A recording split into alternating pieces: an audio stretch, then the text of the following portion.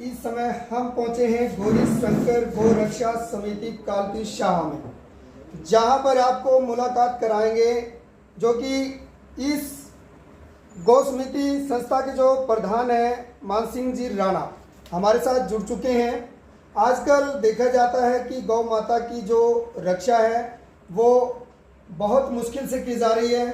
सड़कों पर गाय बहुत ज़्यादा देखने को मिलती है। लोग जो है उनको आवारा छोड़ देते हैं, लेकिन उनकी रक्षा के लिए हमेशा हर कदम पर जो हमारे साथ इस समय जुड़े हैं गौरी शंकर गौ रक्षा समिति कालपी शाह, वो हमेशा गाय की रक्षा करने के लिए कोई एक्सीडेंट हो जाती है, सड़कों पर कहीं इस प्रकार का हादसा हो जाता है, तुरंत उनको अपनी गौशाला में लेकर आते हैं और उनका किस तरीके से इलाज किया जाता है, कैसे उनकी रक्षा की जाती है, कैसे चारे की व्यवस्था की जाती है, इन सब बातों को लेकर हम चर्चा करेंगे। दर्शक बहुत जुड़ चुके हैं और वो इसको लाइव भी देख रहे हैं। तो आज हमारे साथ प्रधान जी जुड़े हैं। सर, आपका हमारे चैनलों पे स्वागत है। सबसे पहले तो क्या कहना चाहेंगे सर? ये गौशाला नवंबर 2006 में ब्रह्मगिरी जी ने स्थापित की थी जी। तो उसके बाद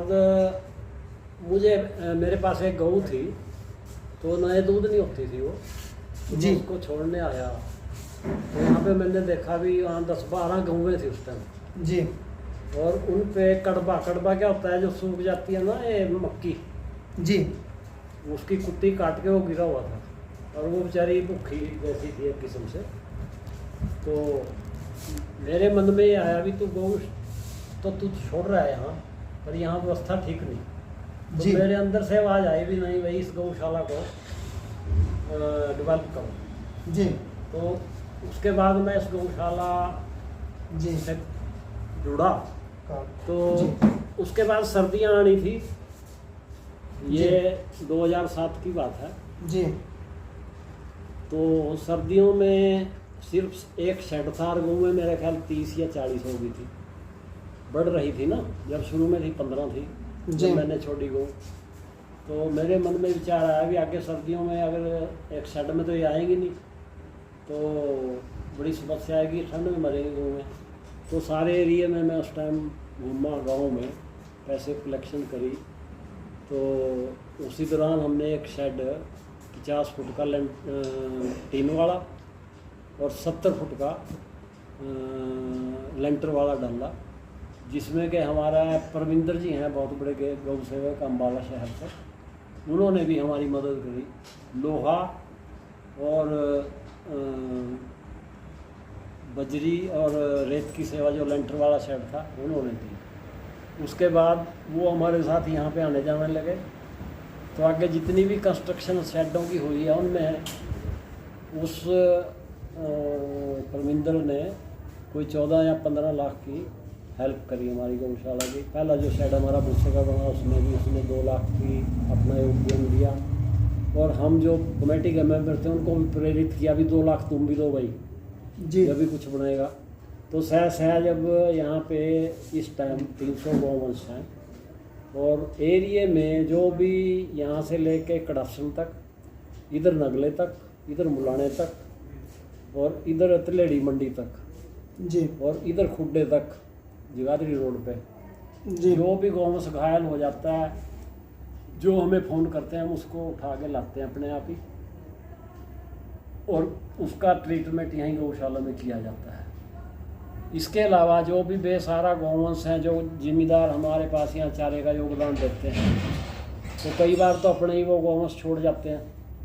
कई बार उनके खेतों में जो नुकसान होता है और गौवंश जो बेसहारा घूम रहा है उसको भी लेके वो यहाँ आ जाते हैं, जी हमारा नुकसान हो रहा है, वो भी हम ले लेते हैं उनसे, क्योंकि वो हमें चारे का सहयोग देते हैं। तो इस प्रकार सहज लोग यहाँ जुड़ते रहे और दान आना शुरू हो गया। तो इस टाइम यहाँ पे हमारा 300 के करीब गौवंश है। अभी हमारे मुख्यमंत्री जी ने पीछे गौशालाओं के प्रधानों की मीटिंग बुलाई थी पंचकुले में, तो उन्होंने हमें इस समस्या का कहा भी है जो गौवंश बेसहारा घूम रहा है सड़कों पे, इससे एक्सीडेंट भी हो रहे हैं और आप कुछ, मैं आपको सहायता दूंगा जो आप मांगोगे, तो इसका कुछ समाधान करो। जी। तो हमने कहा भी ऐसा है जी, जितनी हमारे पास इस टाइम शेड हैं अवेलेबल हैं, तो उन शेडों के हिसाब से जिस गौशाला में जितनी कैपेसिटी हम लेंगे, अगर उससे फालतू आपने देना है फिर आपको शेडों के लिए हमें देना पड़ेगा। तो उन्होंने कहा भी जैसा है कि अगर आपके शेडों से फालतू आप गौवंश लोगे तो हम 100 गौवंश के पीछे आपको 7 लाख शेडों के लिए भी देंगे, और जो आप पंचायतों से गौवंश बेसहारा लोगे जो सरपंच भेजेंगे, तो हम आपको बड़ा जो गौवंश होगा उसका 30 रुपये पर रोज चारे का देंगे, और छोटे गौवंश को 20 रुपये चारे का देंगे। तो जी। अब तो हमने अखबारों में भी निकलवाया, आसपास के गाँवों को कहा भी यहाँ पे गौवंश भेजो, और हम आपको जैसे आप इकट्ठा करके लाते हो गौशाला में गौवंश और कैरेज करके लाते हो, तो उसका 500 रुपये हम गौ पीछे दे रहे हैं उनको जो लेके आते हैं बेसहारा गौवंश को। शर्त यह है कि आप अपने सरपंच से या नंबरदार से लिखवा के ले भी हम इतने बेसहारा गौवंश भेज रहे हैं। इस टाइम हम तकरीबन 120 के करीब गौवंश ले चुके हैं पंचायतों से, अलग अलग गाँव से, और आगे भी हम 70-80 गौवंश और लेंगे। तो सर, जैसे देखा जाता है कि गाय को तो गौशाला में रखा जाता है, हाँ जी। लेकिन जो नंदी हैं हाँ जी। उनको कोई भी गौशाला नहीं रखना चाहती, भारी संख्या में रोडों पे नजर आते हैं। हाँ जी, हाँ जी। इस समस्या के लिए सर आपकी तरफ से या आपकी गौशाला की तरफ से कोई ऐसा कदम उठाया जा रहा है? ऐसा है जी, यहाँ पे 2 नंदीशालाएँ हैं जो गवर्नमेंट की तरफ से हैं। जी। एक टंगाइल है मुलाना के पास, जी। एक सुलर है अम्बाला सिटी के पास। जी। तो लोग हमारे पास आते हैं, वो कहते हैं भी नंदी भी घूम रहे हैं जी, सांड, जी। वो आप लो। तो हम उनको कहते हैं भाई ऐसा है भी, अगर यहाँ सांड आएंगे तो हमारी व्यवस्था खराब हो जाती है, वो गाय को मारते हैं। तो यहाँ पे सरकार ने 2 नंदीशालाएँ खोल रखे हैं, एक सुलर है अम्बाला शहर के पास और एक टंगाइल है, तो वो हम उनके पास भिजवाते हैं। तो सर, बात की जाए कि जैसे कई बार कोई गाय अचानक बीमारी के कारण या एक्सीडेंट के कारण मर जाती है, उनको सही स्थान पर पहुंचाने के लिए वो व्यवस्था कहाँ पे की गई है? वो ऐसा है जी, जहाँ से भी फ़ोन आता है भी एक्सीडेंट हो गया, अगर तो साय के आसपास हो फिर तो हम कहते हैं भाई हम ही जेसीबी से दबवा देंगे, वहीं सड़क से जी दबवा देते हैं उनको। ठीक है। और अगर कहीं दूर से आए तो उनको कहते हैं अभी अगर तो लोकल कोई जेसीबी है आप वहीं दबवा दो, अगर आपके पास पैसा नहीं, पैसा हमारे से ले जाओ। जी। तो कई बार तो लोग अपने आप ही वहीं दबवा देते हैं। जी। तो प्रधान जी, एक बात और करेंगे, थोड़ा सा सवाल है जनता का भी। हाँ जी।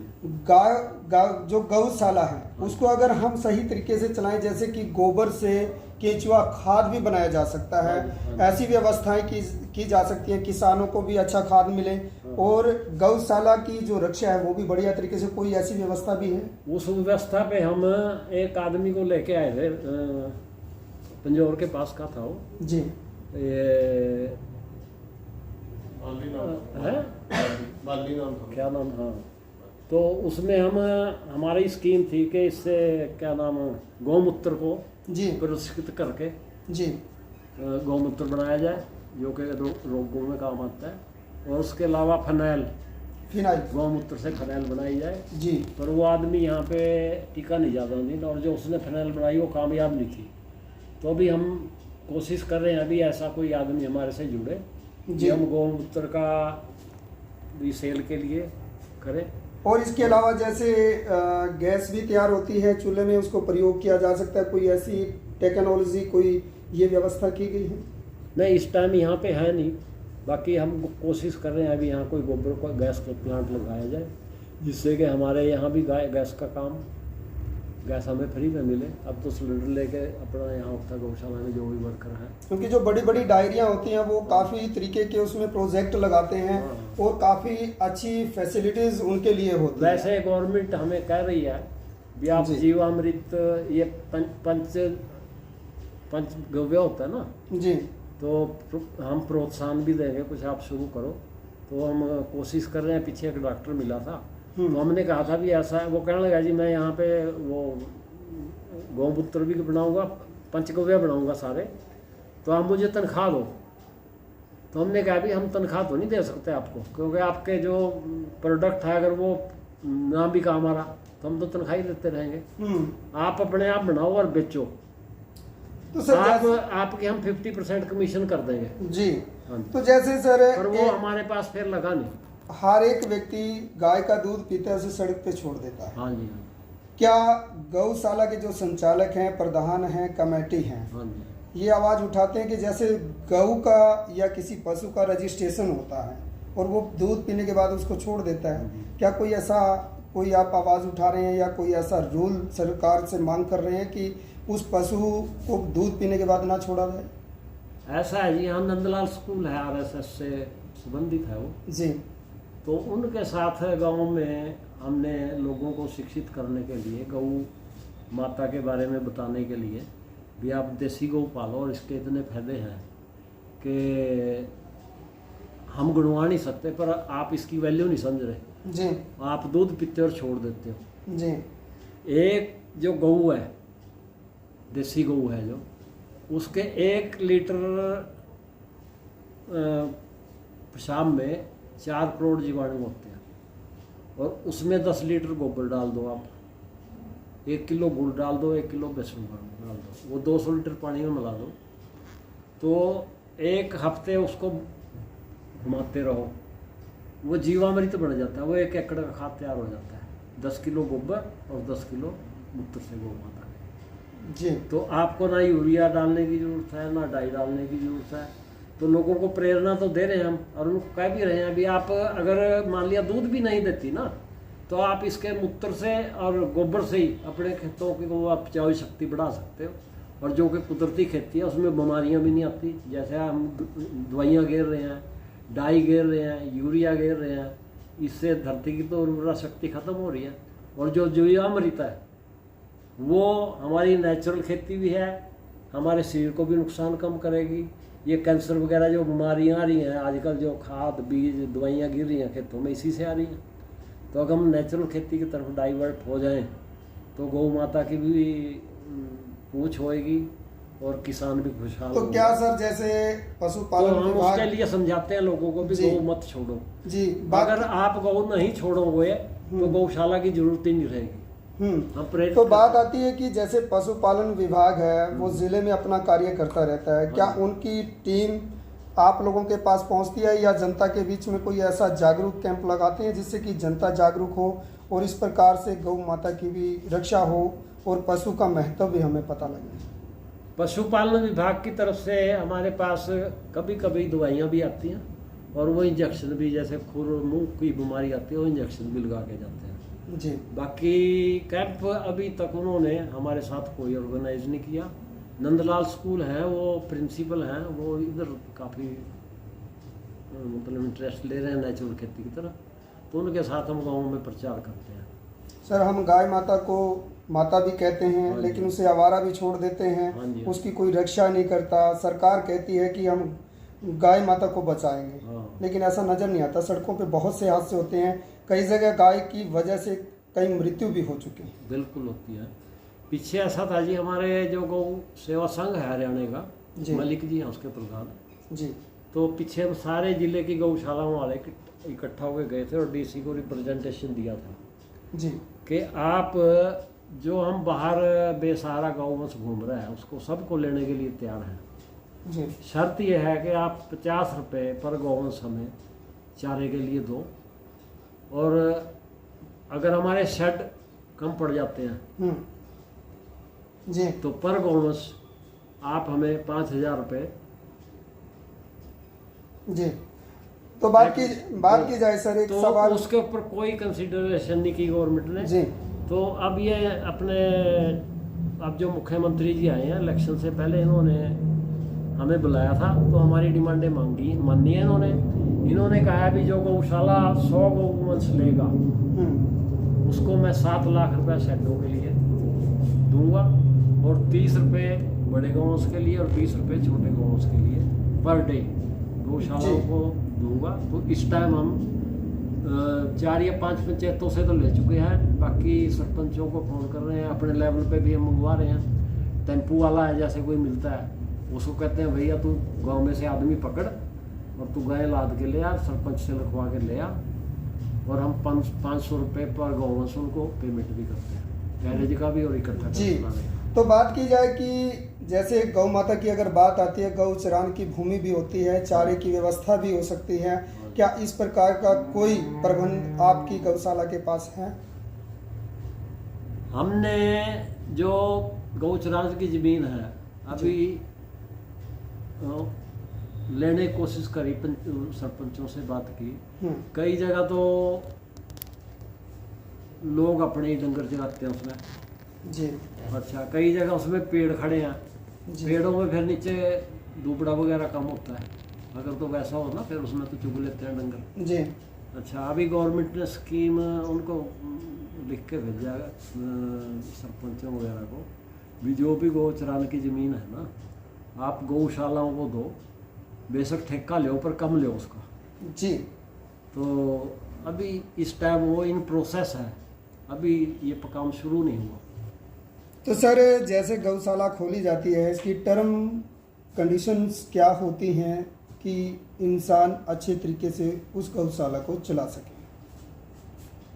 ऐसा है, इस काम के लिए सही मायने में तो डिवोशन चाहिए। जी। जब तक आप समर्पित भाव से काम नहीं करोगे, कोई भी गौशाला कामयाब नहीं होती। अब हमारी जैसे यहाँ कमेटी के मेंबर हैं, कई बार क्या होता है कि चारा खत्म हो गया गौशाला में, तो बड़ी समस्या होती है उस टाइम। जी। और गवर्नमेंट तो अभी गौ सेवा है, उसे पिछले साल हमें 4 लाख मिला है हमारे वो पर गौवंश, मेरा ख्याल शायद 1500 रुपये पर गौवंश मिला है। इससे पहले तो हुड्डा साहब ने एक बार 1 लाख रुपए पर गौशाला दिया था जब वो जाने वाले थे। दूसरी बात ये है सर, हम कई बार सड़क के किनारे जाते होते हैं, वहाँ पर कोई गऊ एक्सीडेंट से पड़ी होती है, लेकिन उसको देखने वाला कोई नहीं होता। एक बार हमें भी ऐसा मौका मिला कि वहाँ पे उसको पानी पिलाना पड़ा, और वो कम से कम 10 लीटर पानी उसने पिया। लेकिन जो प्रशासन है या जो पुलिस की गाड़ियाँ पेट्रोलिंग घूमती हैं, वो उनको नहीं देख पाती। इस बारे में आप क्या कहना चाहेंगे सर? ऐसा है जी, हमने आसपास जो भी अड्डे हैं जी, उनको सबको कहा हुआ है कि कोई एक्सीडेंट हो जाती हो, वो हमारे पास फ़ोन करो, हम 3 व्हीलर भेजेंगे, हम वर्कर भी भेजेंगे, कुछ आप मदद करो लदवाने में, और उसको हम गवर्नमेंट को लेके आते हैं, यहाँ पे उसकी ट्रीटमेंट भी करते हैं। जी सर, एक लास्ट सवाल है कि जैसे आप अपनी गौशाला में गौरी शंकर गौ रक्षा समिति कालपी शाह के द्वारा एक उत्सव मनाया जा रहा है 9 नवंबर 2024 को, गोपाष्टमी उत्सव आए साल मनाया जाता है जी। तो इसमें सर कौन कौन ऐसी महान शख्सियत आ रही हैं जो इस गौशाला में अपनी भूमिका निभाने आ रही है, और क्या पर्पज रहेगा सर इसका? ऐसा है जी, पहले वेदांतानंद जी आते थे जी। ये परमिंदर सिंह जी, परमिंदर जो अम्बाले से हैं, वो उन्हीं के शिष्य थे जिन्होंने इस गौशाला में 10-15 लाख की शुरू में हेल्प की। तो वो लोगों को यही प्रेरणा देते थे भी देखो ऐसा है कि अब गौवंश बेसहारा घूम रहा है, और हमारे धर्म में ये है कि पहली रोटी गाय की और आखिरी रोटी कुत्ते की। जी ठीक है सर। तो गौवंश को जब पेड़ा देने जाते हैं, गौवंश आपको मिलता नहीं कहीं भी, तो वो लोगों को प्रेरित करते हैं कि आप अपने घर पे दान पात्र रखो, और पेड़े गौ को पेड़ा देने के नाम का उसमें पैसे डाल दो, और जो पैसे इकट्ठे होते हैं वो गौशाला में पर्ची कटवा दो, वो आपका पेड़ा ही हो जाता है। तो जो संत आते हैं वो लोगों को प्रेरणा देते हैं कि ये गौशाला है जो गौवंश की सेवा कर रही है, तो आप यहाँ जितना भी सहयोग करो। तो दिवाली भी आ रही है सर, और गोवर्धन पूजा भी आ रही है, समय आ चुका है, तो क्या संदेश देना चाहेंगे सर? पहले तो हम यही संदेश चाहें, गौ पूजन, ये जो गोवर्धन पूजा है, गोवर्धन पूजा किस लिए होती है? गोवर्धन पर्वत की पूजा भगवान कृष्ण जी ने करवाई थी ना, जिससे इंद्रदेव रुष्ट हो गए थे। तो गोवर्धन पर्वत पे गौ माता चुकती थी जी, ठीक है ना। तो उन्होंने गौ की पूजा करानी शुरू करी। जिस दिन श्री कृष्ण जी ने गौ माता को चराना शुरू किया था, उसी दिन ये गोपाष्टमी पर्व मनाया जाता है।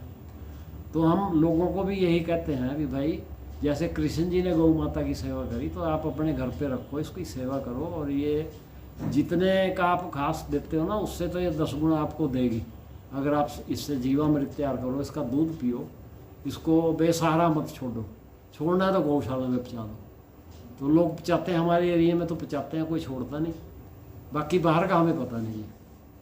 ठीक है सर। जो भी लेके आता है उसका हम लेते हैं। आपके चैनल के माध्यम से एक बात कहना चाहेंगे जी। जी मैं भी 10 साल से यहाँ कार्य कर रहा हूँ जी, मुंशी हूँ। ये हमारे डॉक्टर साहब सचिंदर सिंह जी, ये भी 10 साल से यहाँ हैं। जी तो लोग रोड पे जो आपने अभी प्रधान जी को बात बोली, रोड पे जो गए बछड़ा बछड़ी कोई एक्सीडेंट होते थे, बैठे होते हैं, लोग हमें फोन करते हैं, जो वहां से गुजरेगा फोन करेगा कि गाय पड़ी है जी, वो हमें हमारा धर्म समझाते हैं कि आपने गौशाला खोली है, कि आप इसको उठा ले जाओ। तो आपके चैनल के माध्यम से इतनी विनती करेंगे कि जो गाय गौवंश हमारे पास आ जाता है, सुबह शाम उनकी मल्लम पट्टी करने में हमें काफी समय लगता है। तो अगर वो लोग जनता, वो भी हिंदू लोग हैं या कोई भी किसी धर्म के लोग हैं, सबके लिए जीव है जो है वो प्राणी कोई भी है, अगर गाय है तो सबकी मानवता है कि उसको गौशाला तक पहुंचाने का कष्ट करें, ताकि हम उनकी यहाँ देखभाल कर सकें। और लोग हमें अगर फोन करते रहेंगे, हम यहाँ से छोड़ के रोड पे जाएंगे जी, तो उस समय हमें समस्या है कि हम उनकी जो हमारे पास है उनकी देखभाल प्रॉपर नहीं कर पाते। तो उसका सहयोग हमें जनता से चाहिए कि वो हमारे तक उन गाय गौवंश को वो हमारे पास छोड़े।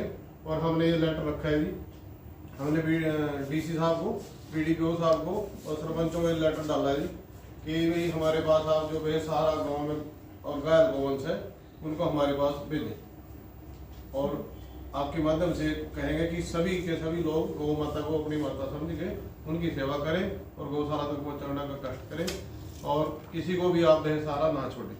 गौशाला में आप उसको यहाँ तक छोड़ने की कृपा करें जी, धन्यवाद। आम लोगों से एक्सीडेंट से घायल हो जाता है, लोगों के फ़ोन तो आते हैं, जब हम वहाँ पे लेने जाते हैं ना तो लदवाने के लिए कोई हमारे साथ नहीं लगता। अब हमारी भी जैसे 4 या 5 लेबर हैं, 2-3 तो यहाँ भी छोड़ने पड़ते हैं, 1-2 बंदे लेके जाएंगे, उन्होंने कहते हैं भी आप मदद करो हमारी, लदवाने में तो मदद कर दो। तो कई बार तो लग जाते हैं कई लोग, और कई बार बस ऐसे पेंट में जेब डाल के कोई नहीं लगता साथ में। तो हम जो भी मतलब लोग हैं हमें फ़ोन करते हैं, तो हम उनसे अपील करेंगे भी जब हम लेने जाते हैं थोड़ा उसको लोड करवाने में और गौशाला पहुँचाने में हमारी मदद की जाए। और धन्यवाद। सर ये लेटर है जो हमने तो जो मृत हो जाती है उनको दबाने के लिए जगह दी जाए, हमें कोई जगह दी जाए ताकि हम उनको उठाने के बजाय दबाएं। और कोई हमें ऐसे ही वाहन दिया जाए, कोई गड्ढा खोदने के लिए कोई छोटा सी कोई ऐसी मशीनरी हो जिसको हम खोद के उसको नीचे दबाया जाए। तो ऐसी ही हमारी आपसे विनती है कि आपके माध्यम से सरकार तक हमारी बात पहुंचे कि हमें उसको दबाने के लिए कोई सरकार से पंचायती भूमि जो गौचलान की है, पंचायत की भूमि है, ये लेटर है सर। हम काड़पी में हमारी गौशाला पड़ती है, डॉक्टर सरपंच साहब से रिसीव करा के ले गए थे। तो आपके माध्यम से अगर ये कार्य हो जाए तो हम गौ माता की और अच्छी तरह सेवा कर सकें। एक बार अपना जो परमानेंट नंबर चलता है गौशाला का वो कृपया शेयर करें जनता को, कि ताकि तुरंत कांटेक्ट आपसे होता रहे। 83 988 02006 ये परमानेंट नंबर है जी। इस पे जब भी संपर्क करेंगे ये नंबर मेरे पास दूसरा भी रहता दे है। देना। और किसी भी समय आप रात को दिन में किसी भी समय करते हैं तो हमें कोई दिक्कत नहीं जी, किसी भी समय फोन करें, हम तुरंत उसकी सुनेंगे भी और जितना हो सकेंगे हम उस पर अमल करेंगे। ठीक है सर, थैंक अच्छा, आयोग के चेयरमैन आए थे यू जी। मंगला जी थे बराड़े में, उन्होंने गौशाला वालों की मीटिंग बुलाई थी। तो हमने उनको अपनी ये समस्या रखी थी कि जो गौवंश की डेथ हो जाती